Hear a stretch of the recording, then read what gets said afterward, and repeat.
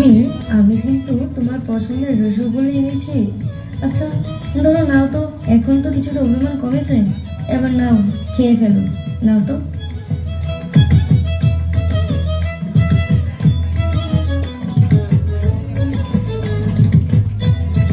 তারপর সব ঘটনা ঘটে যাওয়ার পরে মহাপ্রভু শ্রী জগন্নাথ দেবের সঙ্গে আমাদের শ্রী লক্ষ্মী দেবীর বিবাহ অনুষ্ঠান শুরু হয়েছিল।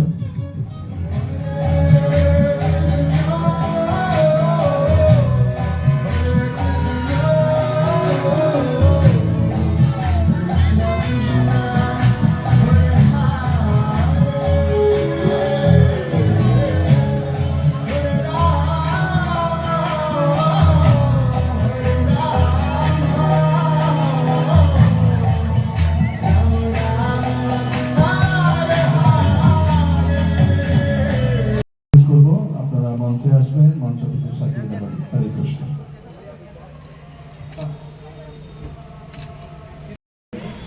বহুদা যাত্রা এইসব জিনিসগুলিকে আনতাম।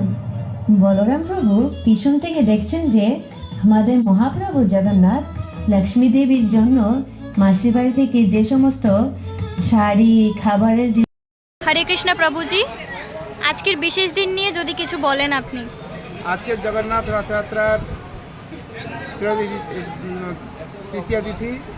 আজকের দিনে আমাদের এখানে ড্রামা হলো জগন্নাথ দেব যখন মন্দিরে ফিরে আসবেন, লক্ষ্মী দেবী কীভাবে অভিমান করেছিলেন এবং সে অভিমানবশ কীভাবে ঝগড়া করেছিলেন সে সম্বন্ধে আলোচনা হলো।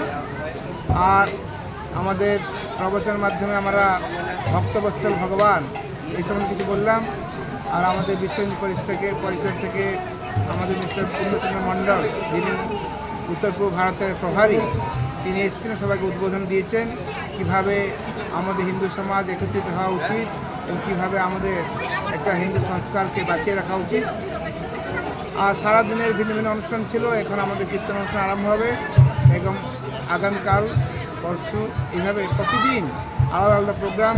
আমাদের IYF ইসকন ইউথ ফোরাম যারা ছেলেমেয়েরা আছে তারা প্রতিদিন ড্রামা করছে এবং আমাদের ভিন্ন ভিন্ন ক্লাব থেকে, অন্যান্য ড্রামা স্কুল থেকে আছে তারা বাচ্চারাও আসবে, তারা প্রতিদিন এটা করে কম্পিটিশন আছে।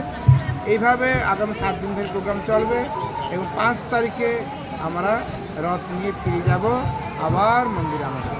তাই এই 5 দিনের মধ্যে প্রতিদিন সন্ধ্যার সময় এখানে খুব সুন্দর প্রোগ্রাম আছে, খাবার স্টল অনেক আছে, অন্যান্য এক্সিবিশন আছে, ইউথ ফোরামের স্টল আছে। তাই আপনারা দয়া করে এখানে আসুন এবং এই জিনিসটাকে উপভোগ করুন। হরে কৃষ্ণ।